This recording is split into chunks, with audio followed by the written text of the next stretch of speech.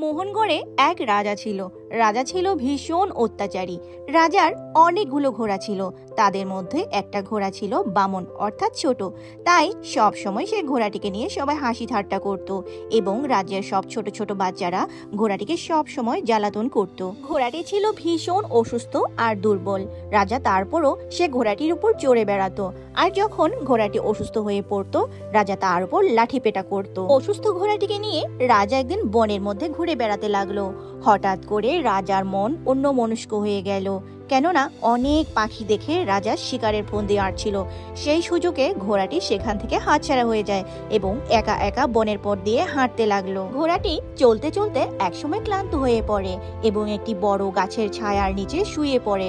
তখন সেখানে অবস্থান করছিল অনেকগুলো বানর। বানরগুলো সে ঘোড়াকে দেখে তার সাথে বন্ধুত্ব পাততে লাগলো।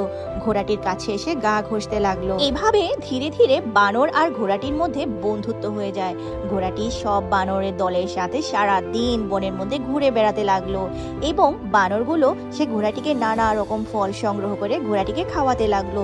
ঘোড়াটি মনের সুখে বানরের সঙ্গে থাকতে লাগলো।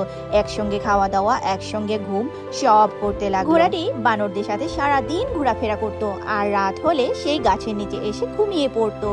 অন্যদিকে রাজা খুব রাগান্বিত হয়ে সবাইকে আদেশ দিল যেন ঘোড়াটিকে যেখান থেকেই পারে যেন খুঁজে নিয়ে আসে রাজ্যে। প্রতিদিনের মতো সেই ঘোড়াটি বানর দলের সাথে গাছের নিচে বিশ্রাম করতে লাগলো।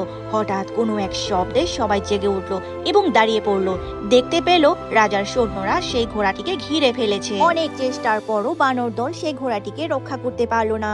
সেই রাজার সৈন্যগুলো ঘোড়াটিকে বেঁধে বনের মাঝখান দিয়ে নিয়ে যেতে লাগলো। সন্ধ্যা পার হতেই সেই ঘোড়াটিকে রাজার সামনে পেশ করলো। রাজা তো রাগে দাঁত কিরমির করছিল এবং একটি লোহার খাঁচার মধ্যে ঘোড়াটিকে বন্দি করে রাখলো। লোহার খাঁচার ভিতর ঘোড়াটির মন খারাপ হয়ে রইল এবং অনেক কান্নাকাটি করতে লাগলো।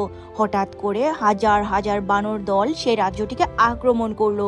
সব সৈন্যদের মেরে ঘোড়াটিকে সেখান থেকে উদ্ধার করলো। বনে যাবার পর ঘোড়া এবং বানর দল মিলে অনেক আনন্দ করতে লাগলো এবং ঘোড়াটি সেই অত্যাচারী রাজা থেকে মুক্তি পেল।